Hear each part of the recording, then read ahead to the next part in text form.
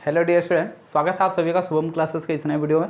मैं Sanjeev sir. Student, आज के इस वीडियो में हम आपके साइंस का मॉडल पेपर सॉल्व करवाने वाले हैं और साइंस का मॉडल पेपर बिल्कुल आपके बोर्ड एग्जाम के बिल्कुल पैटर्न का ही पेपर है। ठीक इसी तरीके से जो है आपके बोर्ड एग्जाम में पेपर पूछे जाएंगे, जिस तरीके का ये मॉडल पेपर हम आपको सॉल्व करवा रहे हैं। और सबसे इंपॉर्टेंट चीज़, मॉडल पेपर का पीडीएफ जो है नीचे डिस्क्रिप्शन बॉक्स में, यानी जितने भी क्वेश्चन हम सॉल्व करवाएंगे, एक भी क्वेश्चन हम बोर्ड पे लिखेंगे नहीं, बल्कि क्वेश्चन के पीडीएफ का लिंक आपके नीचे डिस्क्रिप्शन बॉक्स में जो है दिया हुआ है। और डिस्क्रिप्शन बॉक्स से जाकर आप लोग इस क्वेश्चन का, यानी जितना ये जो मॉडल पेपर हम सॉल्व करवा रहे हैं, इसका पीडीएफ आप लोग डाउनलोड कर सकते हैं। ठीक है, और वहाँ से इसके क्वेश्चन को देख सकते हैं, आंसर हम इसका बताते हुए चल रहे हैं। ठीक है, और एक ज़रूरी बात, अगर by the way description box में जो लिंक दिया गया है वो अगर काम नहीं कर रहा है या नहीं दिया गया है, तो आपको टेंशन लेने की ज़रूरत नहीं है। कमेंट बॉक्स में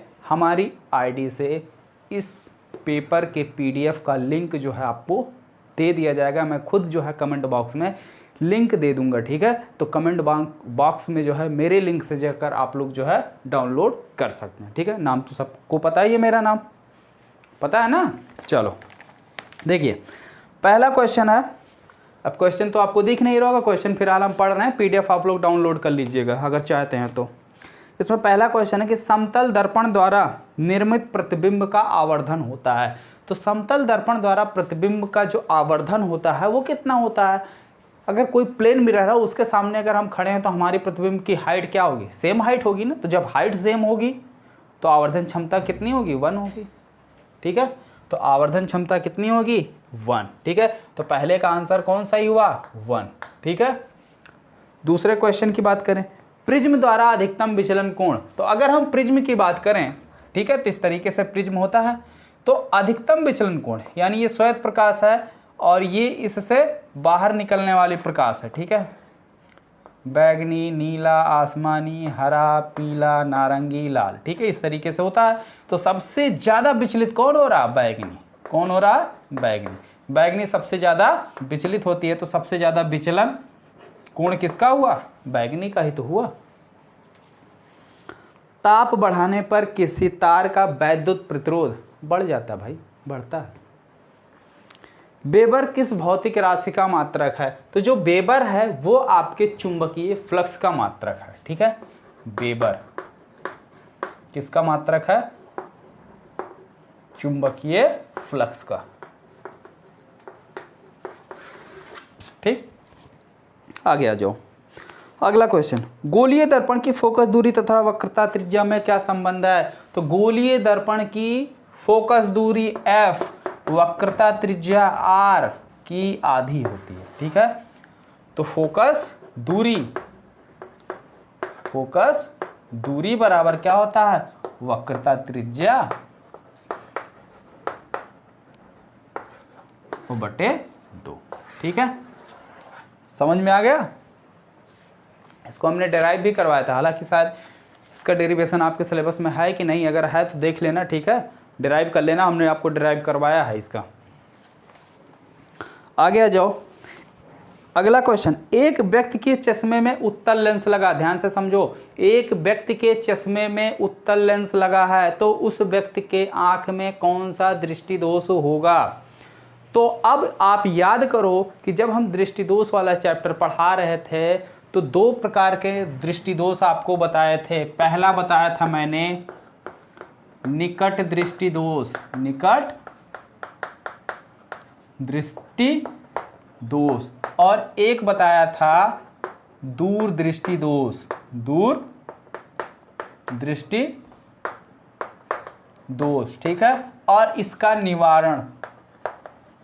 ठीक है, इसके अगर हम निवारण की बात करें तो इनके निवारण के लिए कौन कौन सा लेंस प्रयोग किया जाता है? ठीक है, तो अगर आपको याद हो तो निकट दृष्टि दोष के लिए हमने बताया था कौन सा लेंस? अवतल। ठीक है, निकट दृष्टि दोष के लिए कौन सा लेंस? अवतल। और दूर दृष्टि के लिए कौन सा प्रयोग करते हैं? उत्तल। कौन सा? उत्तल। तो क्वेश्चन क्या दिया हुआ है कि व्यक्ति के चश्मे में उत्तल लेंस लगा है तो उसको कौन सा दृष्टि दोष होगा? दूर दृष्टि दोष होगा। कौन सा दृष्टि दोष होगा? दूर दृष्टि दोष। अगला क्वेश्चन देखो भाई 4 नंबर का, ये सारे क्वेश्चन 2-2 नंबर के थे। एक उत्तल लेंस से दर्पण 25 सेंटीमीटर की दूरी पर रखा गया है। तो यानी कोई उत्तल लेंस है, ठीक है, उत्तल लेंस नहीं, उत्तल दर्पण, ठीक है, कोई उत्तल दर्पण है, उससे 25 सेंटीमीटर की दूरी पर वस्तु को रखा गया है। ठीक है, इतनी बात समझ में आ गई। चलिए, तो मान लेते हैं ये हमारा कोई क्या है, उत्तल दर्पण है, और इसके सामने ये कोई वस्तु रखा हुआ है। कितनी दूरी पर? 25 सेंटीमीटर की दूरी पर। ठीक है, u इजकल टू कितना हो गया? -25। क्यों माइनस? क्योंकि जो वस्तु है दर्पण के बाईं ओर है। आगे,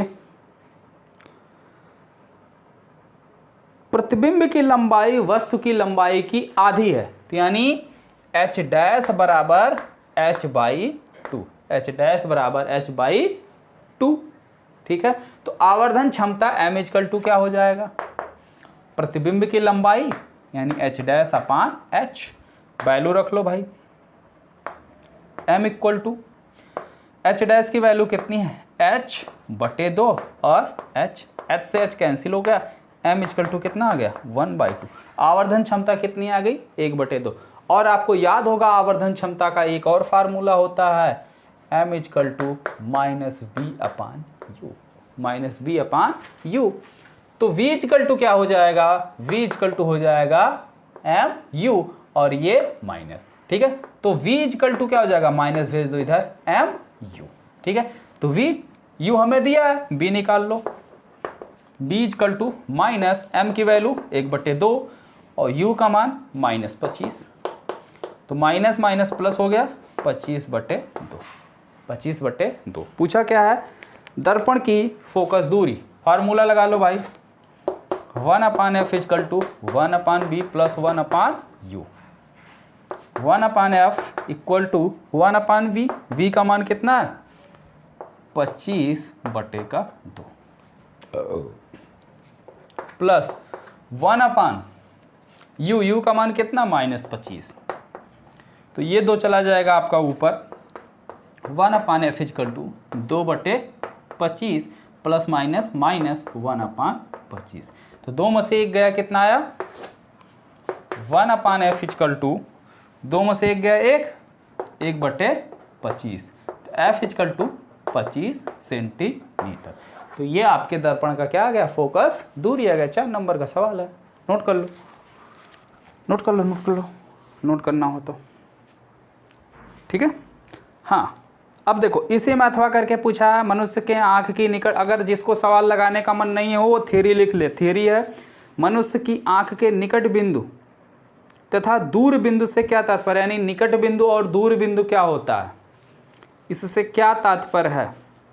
स्वस्थ आंख के लिए इसका मान कितना होता है? तो भाई स्वस्थ आंख के लिए निकट बिंदु का मान 25 सेंटीमीटर, दूर बिंदु होता है अनंत। ठीक है, अगला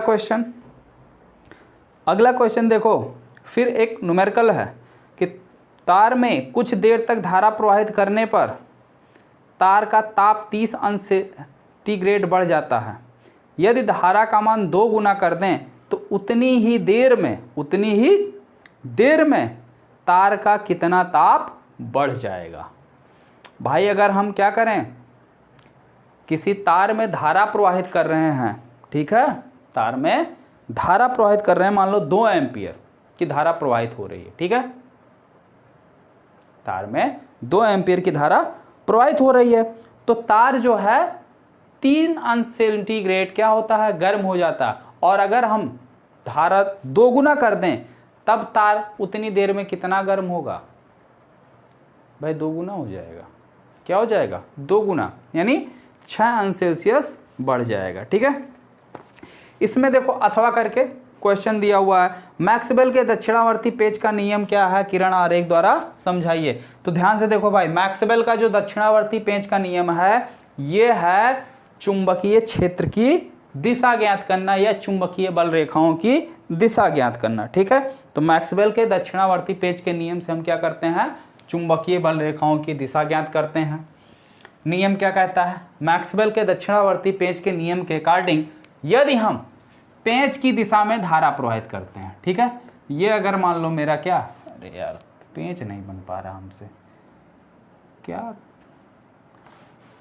हम क्या कला पढ़ेंगे भाई, इसीलिए हमारी जो है ड्राइंग जो है बहुत बेकार है। ठीक है, तो समझ लो ये हमारा पेच है। ठीक है, ये क्या हमारा पेच है।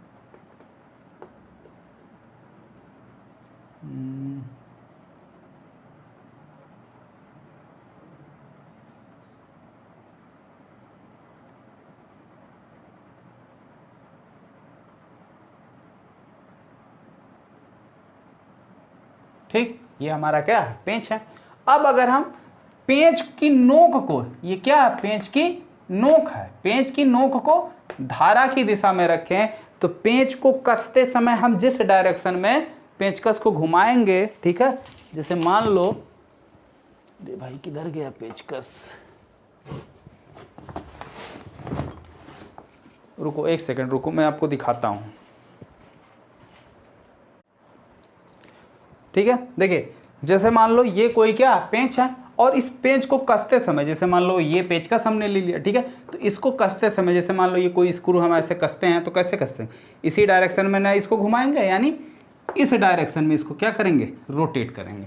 तो ये जिस डायरेक्शन में इसको हम क्या करेंगे, रोटेट करेंगे, वो डायरेक्शन हमारा क्या होगा, चुंबकीय बल रेखाओं की दिशा होगी, चुंबकीय बल रेखाओं की क्या होगी, दिशा होगी। ठीक है, समझ में आया। अब देखिए भाई, इसी में एक 7 नंबर का क्वेश्चन है, चौथा लास्ट क्वेश्चन, रेखीय आवर्धन किसे कहते हैं, रेखीय आवर्धन किसे कहते हैं, गोलीय दर्पण में बने प्रतिबिंब के रेखीय आवर्धन के लिए दर्पण के इस फार्मूले को डिराइव करना, दर्पण के इस फार्मूले को क्या करना है, डिराइव करना है। और इसी में अथवा करके क्वेश्चन है कि फैराडे के विद्युत चुंबकीय प्रेरण नियम संबंध नियमों की व्याख्या कीजिए, प्रेरित धारा की दिशा कैसे ज्ञात करते हैं। ठीक है, तो प्रेरित धारा की दिशा फ्लेमिंग के बाएं हाथ के नियम से ज्ञात करते हैं, और फैराडे ने वैद्युत चुंबकीय प्रेरण संबंधी 2 नियम दिए थे। पहला नियम उनका यह है कि जब हम किसी परिपथ में धारा के मान में परिवर्तन करते हैं तो धारा के मान में परिवर्तन होने से कुंडली के अंदर, ठीक है, कुंडली के अंदर चुंबकीय फ्लक्स में परिवर्तन होता है, जिसके कारण उसमें एक प्रेरित धारा बहने लगती है। ठीक है, ये पहला नियम था। दूसरा नियम है कि कुंडली के अंदर उत्पन्न प्रेरित धारा सदैव उस कारण का विरोध करती है, उत्पन्न प्रेरित विद्युत वाहक बल सदैव उस कारण का विरोध करता है जिसके कारण वह स्वयं उत्पन्न होता है। तो ये फैराडे के विद्युत चुंबकीय प्रेरण संबंधी 2 नियम थे। ठीक है, और इसकी दिशा कैसे ज्ञात करते हैं, वो फ्लेमिंग के बाएं हाथ के नियम से। ठीक है, तो 7 नंबर का ये क्वेश्चन एक्सप्लेन हो गया। अब ये डेरिवेशन बच गया, चलो इसको डेराइव करवा दे रहे हैं हम।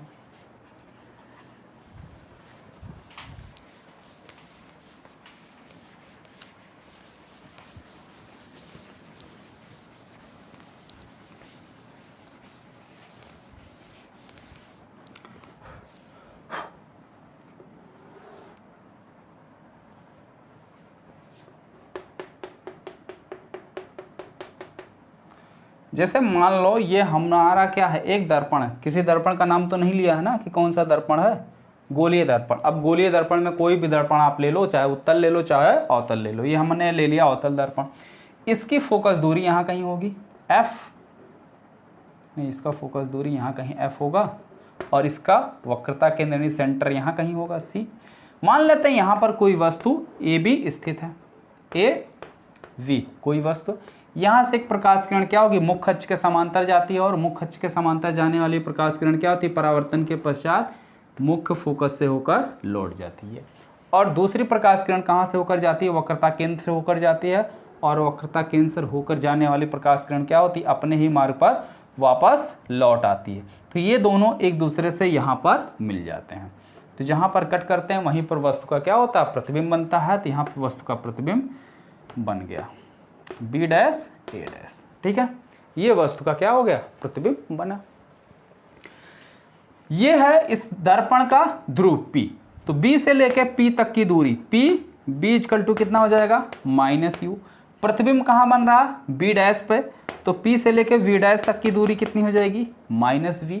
और ये आपका क्या, F यानी कि फोकस, तो ये P से लेके F तक की दूरी कितनी हो जाएगी, -f। माइनस क्यों, क्योंकि दर्पण के बाईं साइड है। C, P से लेके C तक की दूरी कितनी हो जाएगी, P से लेके C तक की दूरी कितनी हो जाएगी, -r। हालांकि r का काम लगने वाला नहीं है। अब ध्यान से देखो, यहां से इसको ध्रुव से मिलाती हुई रेखा खींच दो। ठीक है, इसको जो है हम अपनी इच्छा से मिला रहे हैं और इसको डॉट डॉट करके ऐसे दिखा दो। ठीक है,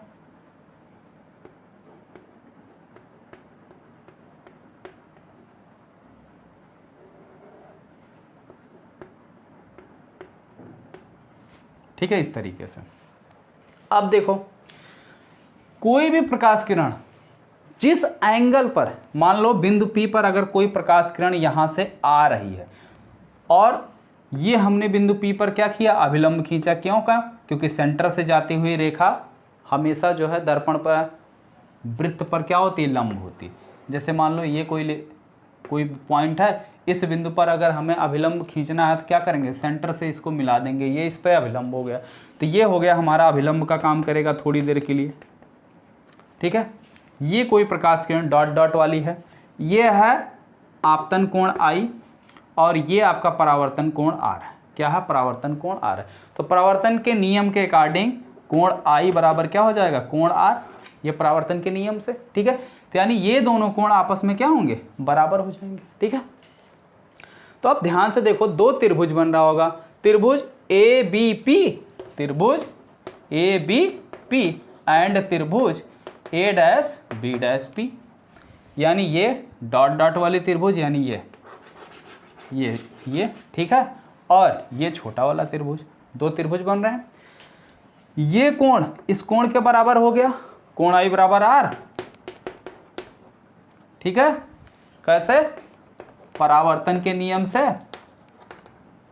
दूसरा, ये कोण 90 अंश, ये कोण 90 अंश, कोण B बराबर कोण B डैश बराबर कितना, 90 अंश। तो किसी भी त्रिभुज के दो कोण अगर आपस में बराबर हो गए, तीसरा अपने आप बराबर, तो ये दोनों त्रिभुज क्या हो गए, समरूप हो गए।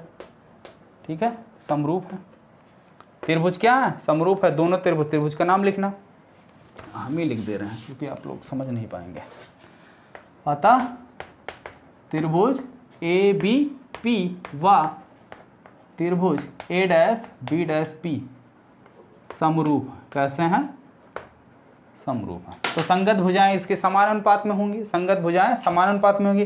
तो 90 अंश के सामने कौन सी भुजा है आपकी, देखो संगत भुजाएं समान अनुपात में होंगी, यानी कि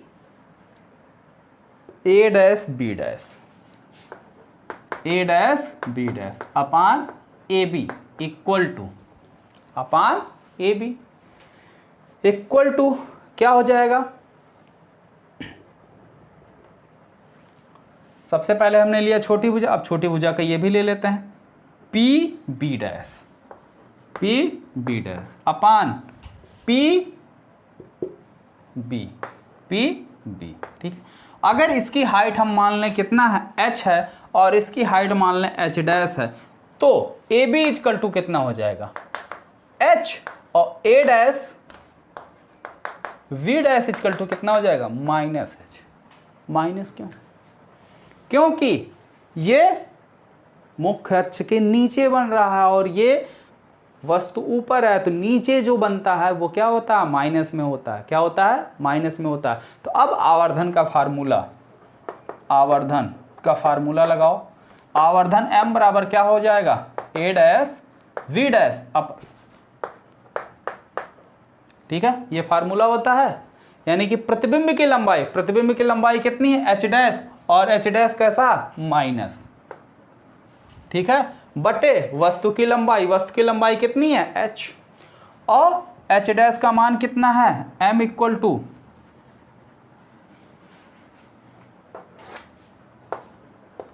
एच डैश की जगह क्या लिख सकते हैं, minus A dash B dash upon H की जगह ए बी, और ए यहां से देखो, ठीक है।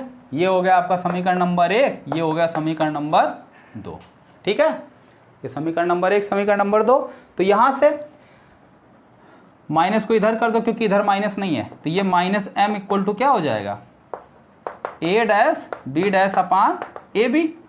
अब बना लो इसे दो, तो माइनस एम इक्वल टू क्या मिल गया हमको, P B dash upon P B, ये मिला, क्योंकि भाई ए डैश बी डैश बटे ए बी बराबर P B dash upon P B है, ठीक है, दोनों डैश नहीं है। अब इसकी वैल्यू रख लो भाई, इसकी वैल्यू कितनी है, माइनस बी, इसकी वैल्यू कितनी है, minus U, minus minus cancel कितना हो गया, तो minus M equal to V upon U, और ये माइनस भेज दो उधर, तो M equal to minus B upon U. जो हमको प्रूफ करना था वो आ गया, जो हमें प्रूफ करना था वो क्या हो गया, आ गया, ठीक है। तो इस तरीके से आपके साइंस के मॉडल पेपर में जो नीचे पीडीएफ हमने आपको दिया है उसमें आप देखिए और बताइए।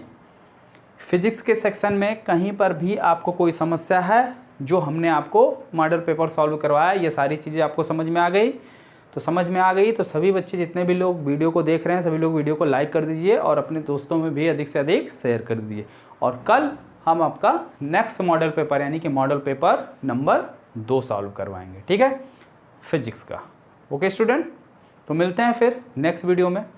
और रही बात केमिस्ट्री और बायो की, तो केमिस्ट्री और बायो का जो नोट्स शुभम क्लासेस के ऐप पर अवेलेबल है, वहाँ से जो है आप लोग उसको डाउनलोड करके, और इम्पॉर्टेंट क्वेश्चन हमने आपको पहले ही दे दिया है, तो इम्पॉर्टेंट क्वेश्चन के अकॉर्डिंग केमिस्ट्री और बायो की खुद से जो है प्रिपरेशन कर लो, खुद तैयारी कर लो, ठीक है।